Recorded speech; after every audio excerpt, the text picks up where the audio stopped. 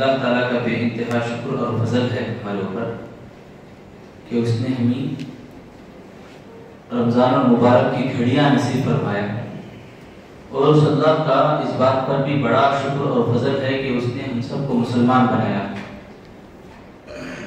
اللہ کا جتنا بھی شکر بجا لائیں ہمیں بہت کم ہے کہ اللہ تعالیٰ نے ایمانی دولت سے ہمیں مالا مال کیا کہ ہم ایمان کو سیکھیں، ایمان کو بڑھائیں اور جنت کی طرف لے جانے والے اعمال کو کریں۔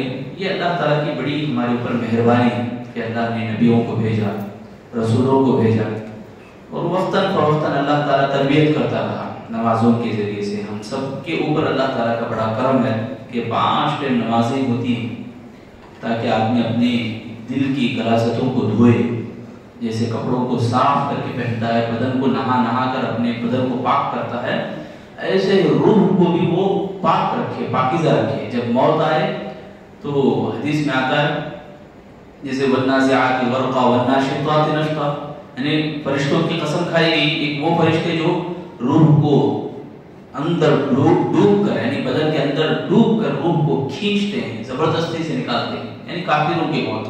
اور وہ فرشتوں کی قسم کھائی گئی جن کے ڈھکن کھول دیے گئے بوتل کے یا کسی کے بھی، تو پانی جیسے نکل جاتا ہے، تو ویسے یعنی ایمانی روحوں کی جب پاکیزہ روح ہوگی تو وہ تڑپے گی، دوڑ پڑے گی، میرا مقام مجھے ملنا چاہیے، یہ کہتے ہوئے نکل پڑے گی، اور فرشتے بھی کہیں گے اے پاکیزہ نفس، یا ایھا النفس المطمئنہ، اے پاکیزہ نفس اب نکل جا۔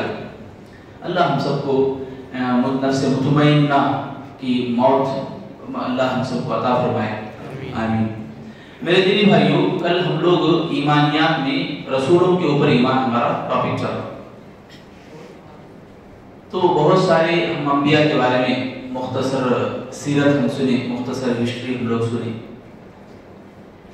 3 باتیں انشاءاللہ ہم یاد رکھیں۔ ایمان یعنی رسولوں کے اوپر ہمارا ایمان ہونا ہے تو کیا باتیں ہونی ہیں یہ رسولوں کے تعلق سے خاص طور سے؟ پہلی بات یہ کہ تمام انبیاء اور رسول معصوم بولے تو ان سے کوئی گناہ سرزد نہیں ہوتا۔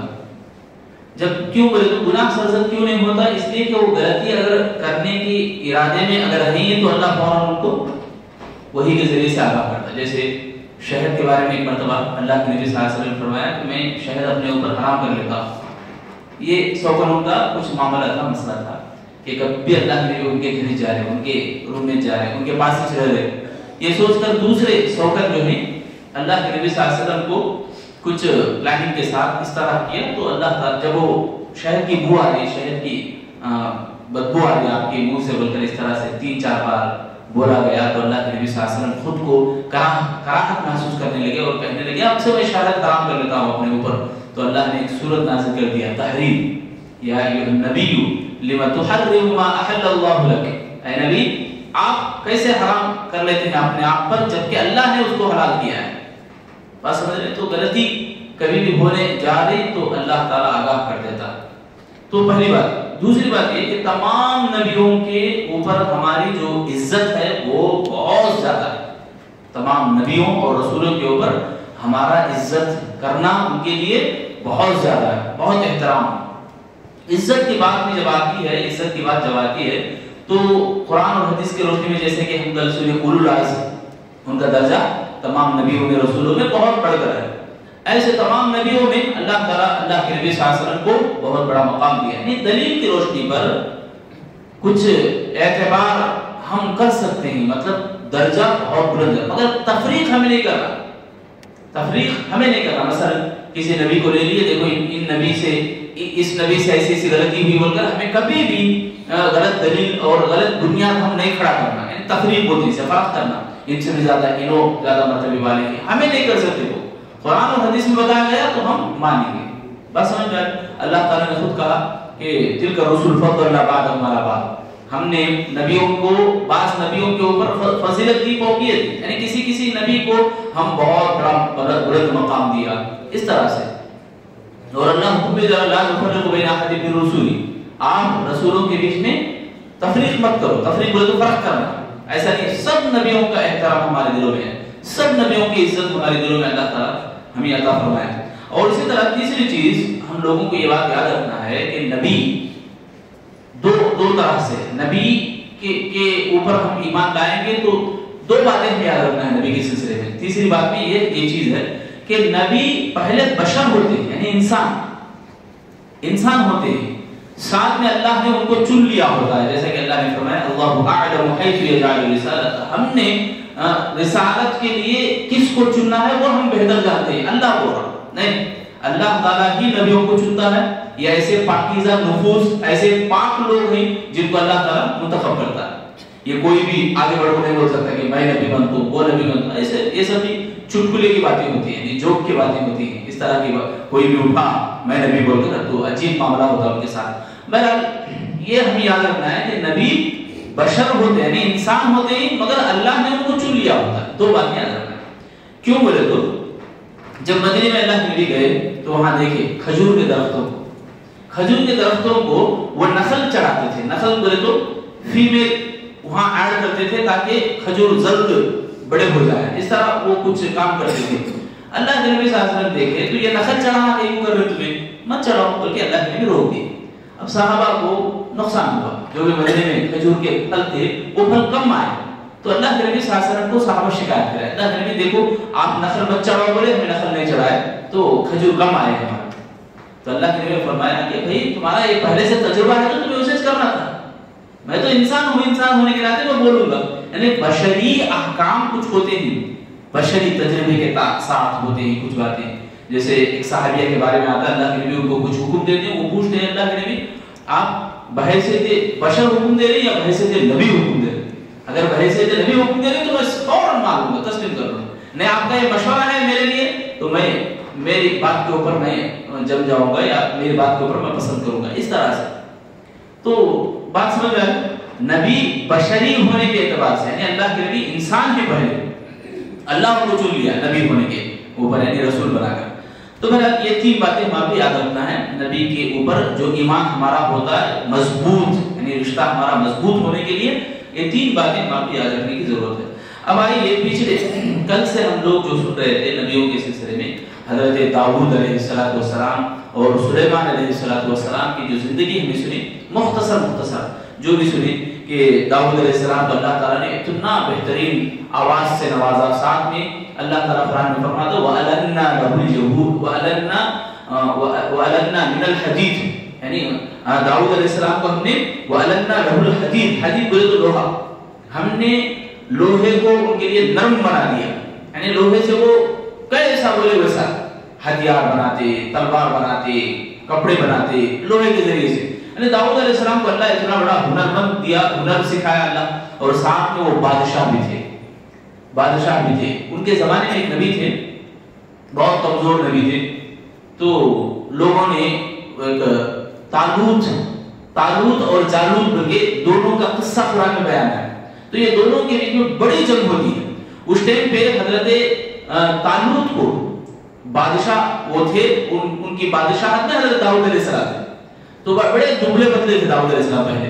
تو جنگ میں حضرت داؤد علیہ السلام جو دشمن ہے جالوت اس کے اوپر غالب آ جاتے ہیں, اس کو مار دیتے ہیں. تو طالوت بہت متاثر ہوتے ہیں, اپنی بیٹی سے نکاح کرواتے ہیں. اس طرح سے ان کے بعد یہی بادشاہ ہو جاتے ہیں. تو دنیا کے اندر بڑی حکمرانی زبردست بادشاہ تھے حضرت داؤد علیہ السلام. اور داؤد علیہ السلام کو اللہ تعالیٰ بادشاہت بھی دیا اور نبی بھی بنایا. تو دو بڑے انعامات اللہ نے حضرت داؤد علیہ السلام کو دیا. ساتھ میں ایک ہنر بھی پڑھنے کا, آواز اتنی پیاری کہ پرندے اوپر جاتے جاتے بھی داؤد علیہ السلام کے ہاں ملاتے تھے, یعنی گنگناتے تھے. ان کے بیٹے سلیمان علیہ السلام سے سبحان اللہ کیسی صلاحیت, کیسا ملکہ ان کو تھا. اللہ ان کو کیسے خوبیاں عطا کیا. ہوا جب جاتی تھی تو کشتی میں لگ جاتے تھے, تو کشتی جب دوسرے سمت جاتی تو ہوا کو حکم دیتے دیکھو ہوا کو ادھر لے جاؤ. اللہ تعالیٰ ان کو اتنی بڑی طاقت اور قوت دی اور خوبیاں دی, اور ہوا کو حکم دیتے مجھے یہاں سے لے چلو وہاں تک. تو مہینوں سفر کرنے کا جو وقت ہوتا تھا وہ سیکنڈوں میں یا منٹوں میں یا گھنٹوں میں کر لیتے تھے. اللہ تعالیٰ ان کو اتنی بڑی خوبی دیا. چونٹیاں جو چلتی تھیں ان کی بولی وہ سنتے تھے. کل ہمیں سنے سورۃ النمل میں یا ایھا النمل ادخلوا مساکنکم لا یحطمنکم, سے بڑا سبحان اللہ بڑا پیارا کلام ہے قرآن مجید. ایک آیت ہے مگر اس کے اندر ڈھیر سارے فائدے معلوم ہوتے. جیسے چونٹی کے بارے میں آتا ہے، چونٹی جب سلیمان علیہ السلام اپنا لشکر لے کے آ رہے تھے، لشکر میں بھی دیکھو سب ہے، اونٹ ہے، گھوڑے ہے، جاکر ہر طرح کا ہے، ہدہد پرندہ بھی ہے، ہر ایک پرندہ، ہر ایک چرند پرند سب حضرت سلیمان علیہ السلام کے لشکر میں تھے۔ جنوں کے اوپر ان کو قبضہ تھا، جنوں کے اوپر، جن بھی حضرت سلیمان علیہ السلام کی بات سنتے تھے، وہ برتن بناتے تھے جن حضرت سلیمان علیہ السلام کی باتوں سے، حکم سے، اور بیت المقدس کی تعمیر جو کام کروایا جنوں کے ذریعے سے، اس طرح سے جنوں سے بہت زیادہ کام حضرت سلیمان علیہ السلام کیا کرتے تھے۔ تو چونٹی کے بارے میں دیکھو، کہتی ہے چونٹی، اے چونٹیوں سب اپنے اپنے بلوں میں داخل ہو جاؤ، کہیں ایسا نہ ہو کہ سلیمان کا لشکر تمہیں رون نہ دے اور وہ کوئی شور نہ رکھے۔ چونٹی، نملتن، لاسٹ میں تا ہے، چھوٹا تا، قرآن کھول کے دیکھیں گے تو نون میم لام تا بولتا، نملتن، نملتن فیمیل کو بولتے، فیمیل بول رہی کہ سب چونٹی ہے، چونٹیوں سب گھروں میں داخل ہو جاؤ۔ دیکھو گھر کی ملکہ عورت ہوا کرتی ہے، رمضان آیا تو رمضان کے اندر بہت سارے کام عورتوں کے سپرد ہوتے ہیں۔ ہمیں کیا مرد حضرات تھوڑا بہت گھر میں گئے، کیا تمہیں راشن لاگو دیے، پیسے دیے، کچھ کر لیے، ہو گئے، مگر زیادہ تر کام گھروں کے اندر عورتوں سے ہوا کرتا ہے۔ اور گھر میں عورت کی گود سدھر گئی تو اس کی نسلیں سدھر جاتی۔ یہ تاریخی جملہ ہے، یہ ایسا جملہ ہے کہ عورت اگر سدھر گئی، عورت کی گود میں، کوکھ میں پلنے والے بچے اگر سدھر گئے تو پوری نسل سبحان اللہ ایمان والے بن جاتے۔ بہرحال ایک بات یہاں یہ بتانا چاہ رہا تھا، عورتوں کے ذریعے سے بہت زیادہ الحمدللہ کام ہوتا ہے۔ رمضان کے اندر خاص طور سے صبح اٹھنا، سحری کا انتظام کرنا، کیا کیا کام کرتی ہیں عورتیں۔ تو ہمیں یہاں ایک چھوٹی بات میں یاد دلانا چاہ رہا ہوں، اللہ رب العالمین کے شکر کے ساتھ ساتھ جن کا بھی ہمارے اوپر احسان ہوتا ہے ان کا بھی ہم شکر گزار ہیں۔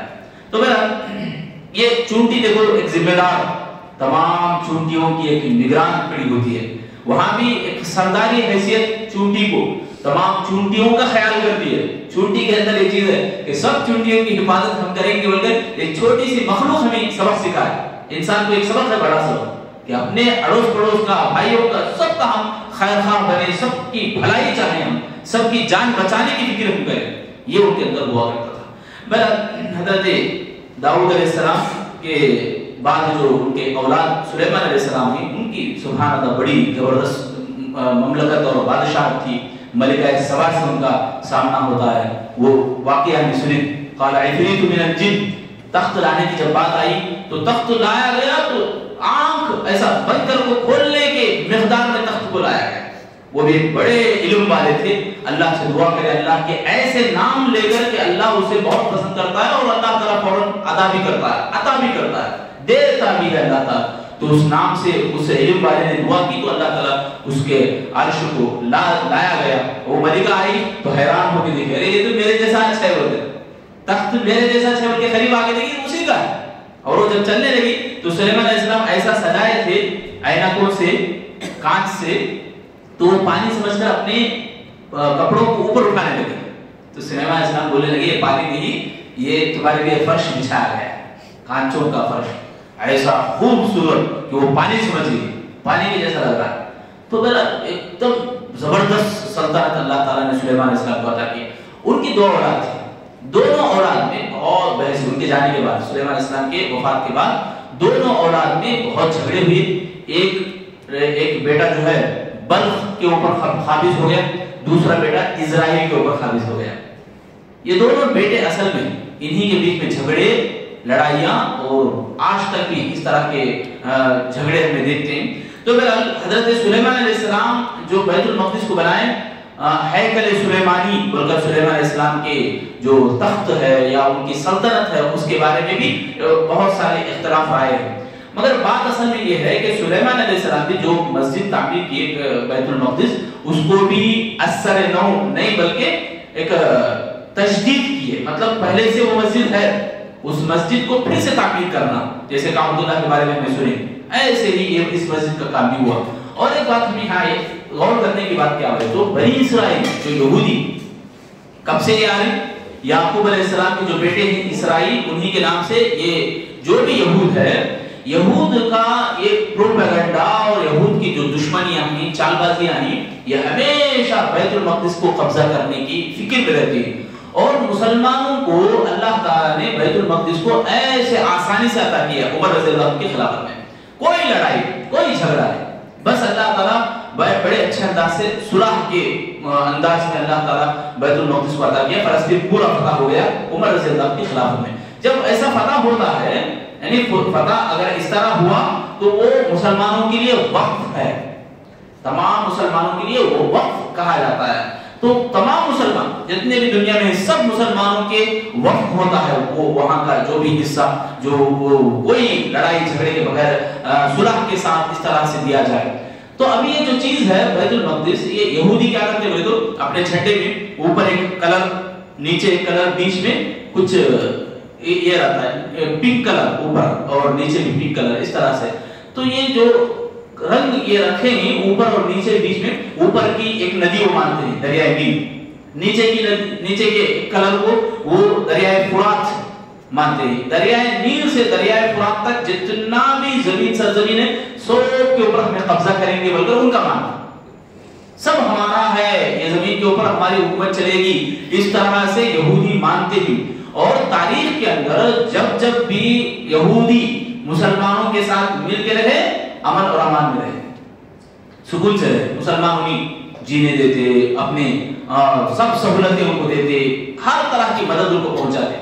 یہ یہودی جیسے ہی عیسائیوں سے ملتے تو جھگڑے ہوتے.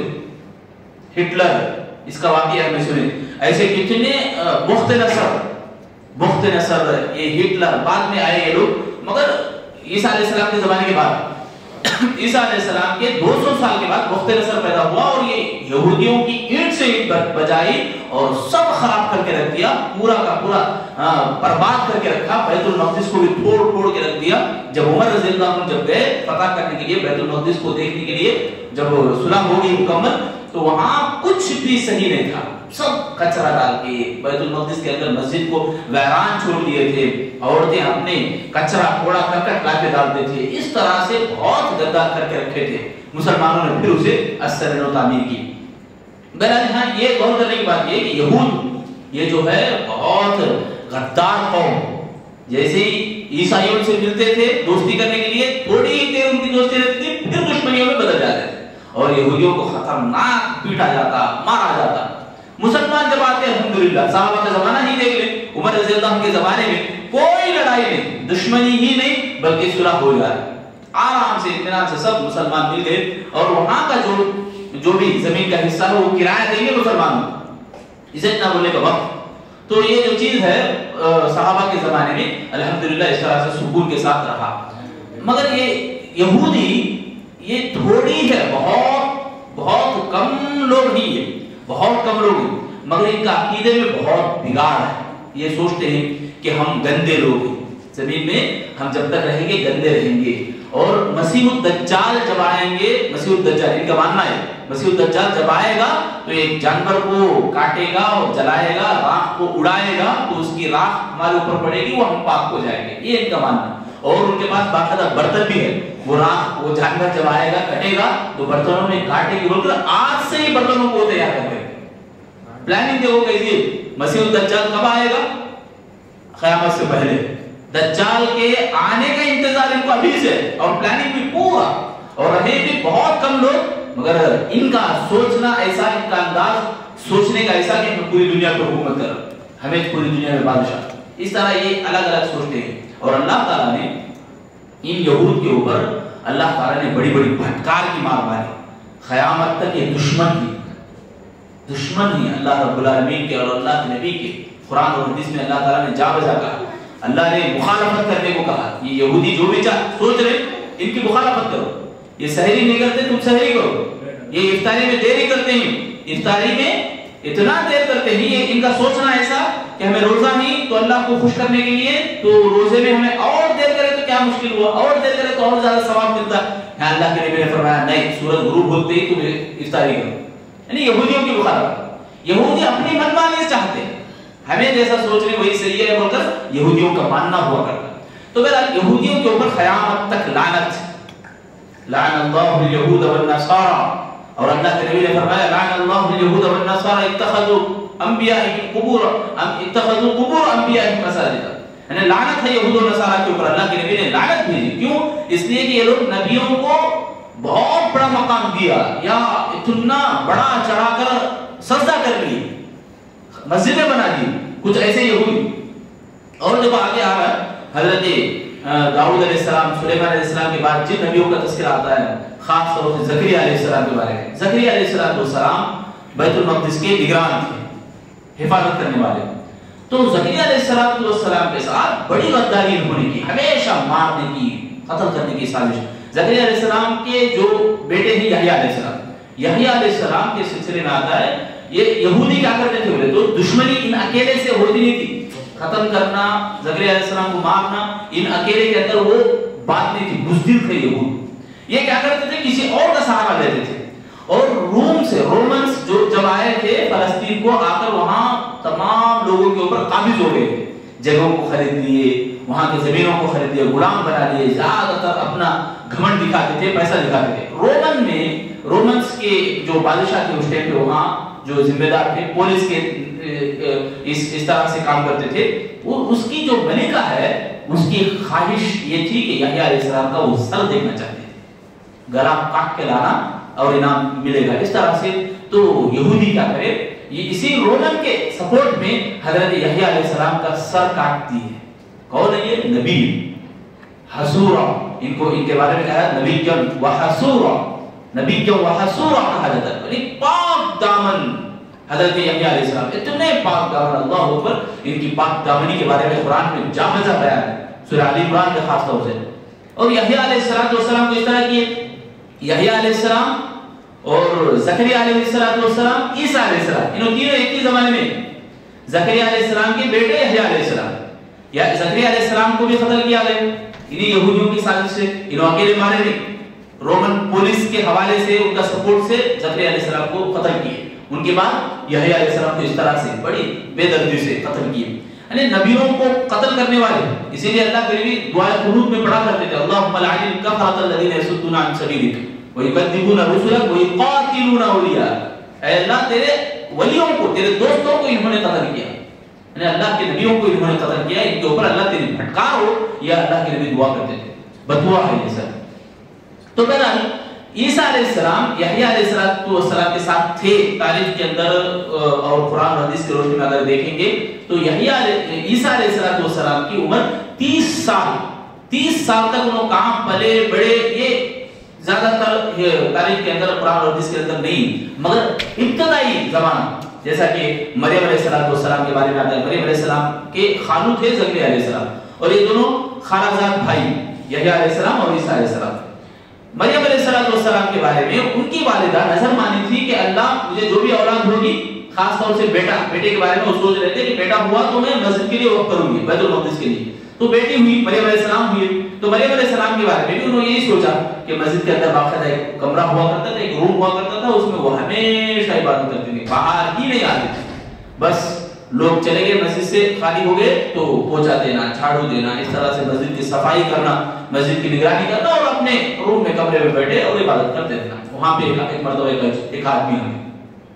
ایک آدمی آ گیا اچانک، اور ڈر گئے، ارے یہ کیسے انسان کیسے آ گیا، کہاں سے آ گئے، یہ تو آ سکتے نہیں نا. تو انہوں نے کہا کہ میں عام انسان نہیں ہوں، میں جبریل ہوں، میں تمہیں اللہ کا پیغام لے کے آیا ہوں تمہارے پاس. اور اشارہ کرتے یہ پیٹ کی طرف تو حمل پیدا ہوتا ہے، باپ کے بغیر اللہ تعالیٰ عیسیٰ علیہ السلام کو جنم دیتے ہیں. اور 3 دن تک کوئی بات چیت نہیں. سبحان اللہ، بڑا پیارا واقعہ ہے قرآن. سورہ مریم آپ پڑھیں ترجمے کے ساتھ، زبردست آپ کو شوق دکھے گا مریم علیہ السلام کے قصے، عجیب واقعات، عجیب معجزے. تو 3 دن تک کوئی بات چیت، کسی سے بات نہیں. اس کے بعد لوگوں نے پوچھا یہ کیا ہارون کی بہن بول کر ان کو لقب دیا جاتا تھا، یہ کیا کیا یا اخت ہارون، اس طرح سے خطاب کرے. تو مریم علیہ السلام بچے کی طرف اشارہ کرتے ہیں، فاشارت الیہ قال انی عبد اللہ آتانی الکتاب وجعلنی نبیا وجعلنی مبارکا. دیکھو سبحان اللہ، بچہ بول پڑتا ہے، چھوٹے بچے، دودھ پیتے بچے، آواز جب بھی کوئی پوچھتا تو اشارہ کرتے. دیکھو بات کرتے عیسیٰ علیہ السلام، میں اللہ کا بندہ ہوں اور نبی مجھے بنایا گیا اور میرے پاس کتاب آئے گی اور میں تمہارے لیے برکت ہوں، باعث برکت. کیسے برکت ہے؟ کوئی بیمار آتا کوڑ کی بیماری لے کے آتا، ایسی بیماری کہ اس کا علاج ہی نہیں، کوئی دوا نہیں ہے، تو ایسی بیماری کو بھی عیسیٰ علیہ السلام اللہ کے حکم سے مکمل کرتے تھے۔ ایسا بھی ہوتا تھا کہ مٹی، گیلی مٹی کو لیتے پرندے کی شکل بناتے، فَأَنفُخُ فِيهِ فَيَكُونُ طَيْرًا بِإِذْنِ اللَّهِ، مٹی کا پرندہ بناتے اور پھونکتے، اللہ کے حکم سے بول کر پھونکتے بسم اللہ، تو وہ پرندہ بن کے اڑ کے جاتا تھا۔ یہ کہیں کو معلوم عیسیٰ علیہ السلام کو اللہ اتنا بڑا معجزہ کیوں دیا؟ اس لیے کہ سلیمان علیہ السلام کے زمانے سے دیکھ رہے ہیں، جو قرآن کے اندر، حدیث کے اندر ہمیں سنتے آ رہے ہیں کہ یہودی جادو سیکھتے تھے، یہودی ٹوٹ پھوٹ کے کام کرتے تھے، دشمنیوں کے کام کرتے تھے، یعنی جادو میں بڑی مہارت ان کو حاصل ہوا تھا۔ تو ایسے جادوؤں کے منہ توڑ جواب کے لیے اللہ تعالیٰ نے عیسیٰ علیہ السلام کو پیدا کیا، اور عیسیٰ علیہ السلام کو بھیجنے کا بڑا مقصد بھی یہ تھا کہ بنی اسرائیل کے لیے لاسٹ وارننگ تھی۔ بنی اسرائیل ابھی سدھر گئے تو سدھر گئے، ورنہ ان کے منصب کو ہٹا کر، ان کے امامت کے منصب سے دور کر کے امت محمدیہ کو کھڑا کیا جائے گا، امت محمدیہ کو امامت کے منصب پر ٹھہرایا جائے گا۔ یہ لاسٹ وارننگ تھی ان کے لیے، مگر انہوں نے پھر غداری کی۔ آخری مرتبہ بھی یہی دھوکہ باز اپنا چہرہ سامنے لائے۔ کیا کرے؟ عیسیٰ علیہ السلام کو مارنے کی، یعنی قتل کرنے کی بڑی کوششیں کی ہے۔ عیسیٰ علیہ السلام کو قتل کرنے کے لیے بھی رومن پولیس ہے، ان کے پاس جا کے شکایتیں کریں، دیکھو یہ دیکھو عیسیٰ علیہ السلام ایسے ایسے کام کر رہے ہیں، یہ دعوت کا کام کر رہے ہیں، وہ فلاں کا کام کر رہے ہیں۔ اس طرح سے جھوٹے کیس کے اوپر ان کو اریسٹ کیا گیا، جیل میں بھی بھیجا گیا۔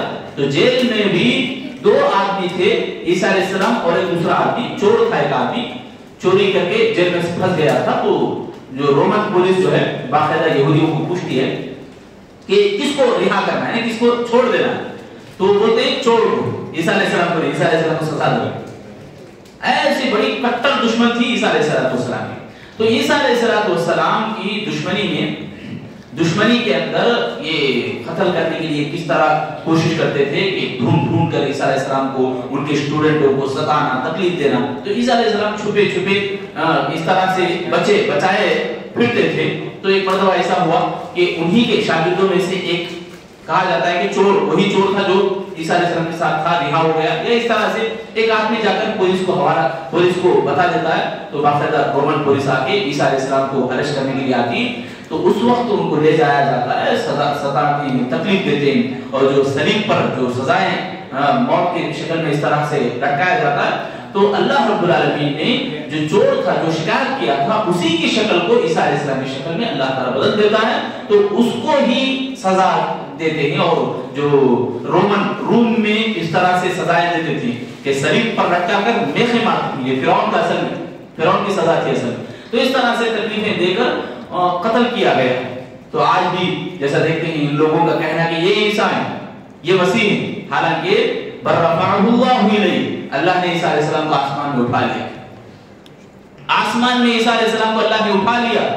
ولیکن قتلوہ، یہ تو قتل ہی نہیں کرے، لا قتلوہ ولا صلبوہ، نہ ان کو عیسیٰ علیہ السلام کو صلیب پر لٹکایا گیا، نہ ہی ان کو قتل کیا گیا، بل رفعہ اللہ الیہ، بلکہ آسمان پر اٹھا لیا گیا۔ پھر اس کے بعد ہمیں سنیں اس سے پہلے کہ اللہ تعالیٰ عیسیٰ علیہ السلام کے بعد فوراً نبی کو نہیں بھیجا، 500 سال گزرے، ہر زمانے میں کوئی نہ کوئی دین کے اوپر عمل کرنے والے اللہ کے بندے موجود تھے۔ تو اس کے بعد ایسا ہوا کہ توحید پرست کوئی بھی، یعنی اصحاب الاخدود، سورہ بروج میں ہم نے سنے کہ اصحاب الاخدود جو نجران کا بادشاہ تھا، سب کو چن کے قتل کیا، تو کوئی توحید پرست نہیں تھے، کوئی اللہ کی عبادت کرنے والے نہیں تھے۔ تو اب اللہ تعالیٰ ایک نبی کو بھیجا جو ہمارے اور آپ کے آخری نبی جناب محمد رسول اللہ، اللہ کے نبی صلی اللہ علیہ وسلم کا معمول یہ تھا کہ مکے کے حالات دیکھ کر بڑے پریشان ہوتے تھے اور غار ہرا میں چلے جاتے، غار ہرا میں جا کر عبادت کرتے تھے، غور کرتے تھے، بس یہ سنت ابراہیمی کیا ہے، یہ شرک کیا ہے، یہ لوٹ مار، یہ قتل و غارت گیری، یہ جھگڑے، یہ انانیت، یہ عصبیت، یہ سب کیا ہے، اس کے اوپر غور کرتے تھے۔ اور غار ہرا میں ہی جانے کی وجہ کیا بولے تو کعبۃ اللہ کو ہمیشہ دیکھتے تھے، اللہ سے کعبہ کو دیکھ کر عبادت کرتے تھے، کعبہ کو دیکھتے تھے، بس عبادت میں لگے رہتے تھے۔ اس کے بعد ایک مرتبہ ایسا ہوا کہ جبرائیل علیہ السلام آئے اور اللہ کے نبی صلی اللہ علیہ وسلم کو دبوچا اور 3 بار اس طرح سے کہا پڑھو پڑھو پڑھو، انا لا ادری، میں پڑھنا نہیں جانتا۔ تو اس کے بعد جبرائیل علیہ السلام سب سے پہلے وہی نازل کیے، اقرأ بسم ربک الذی خلق، اس کے بعد نبی بنائے گئے. اور اللہ کے تاریخ میں آتا ہے، اسلامی تاریخ میں جتنے بھی انبیاء ہی، جتنے بھی انسان ہیں، تمام انسانوں میں، تمام نبیوں میں اللہ کے نبی کو سب سے زیادہ جھنجھوڑا گیا، آزمائشوں میں مبتلا کیا گیا. اس کے بعد اللہ تعالیٰ مدینہ جانے کے بعد کشادگی عطا فرمایا. مکے کے اندر جب تک رہے بہت ستایا گیا، وہ مصیبتوں کے پہاڑ کھڑا کر دیے. مدینے میں آنے کے بعد اللہ تعالیٰ نے سبحان اللہ کشادگی عطا فرمائی، پوری دنیا میں اسلام کو پھیلایا گیا. بہرحال میں اور آپ اس بات پر خوش ہونا چاہیے، اس بات پر خوشی کا اظہار بھی کرنا چاہیے کہ ہم اللہ کے نبی کے امتی ہیں. اس امت کے اوپر حضرت عیسیٰ علیہ السلام فخر کریں گے.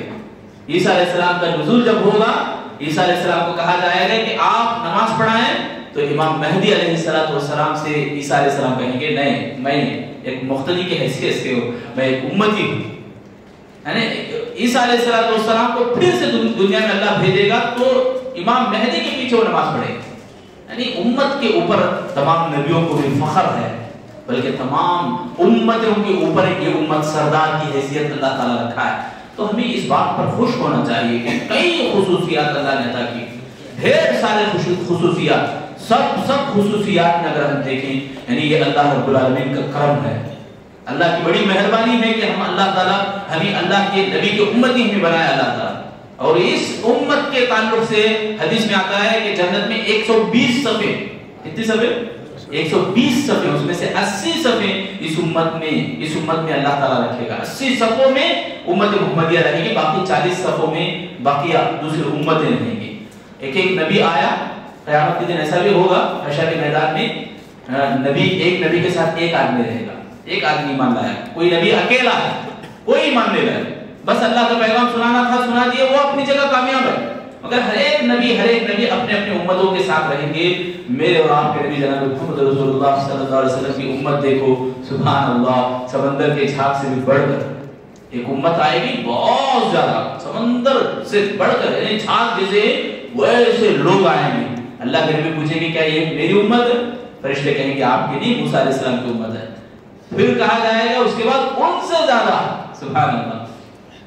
اندازہ ہی ہم کریں کہ 40 صفحے دیگر امتیں، تو 120 صفوں میں 80 صفحے صرف امت محمدیہ ہے. تو اللہ ہم سب کو جنت میں داخلہ عطا فرمائے. ہماری دعا ہے ہم سب دعا کریں.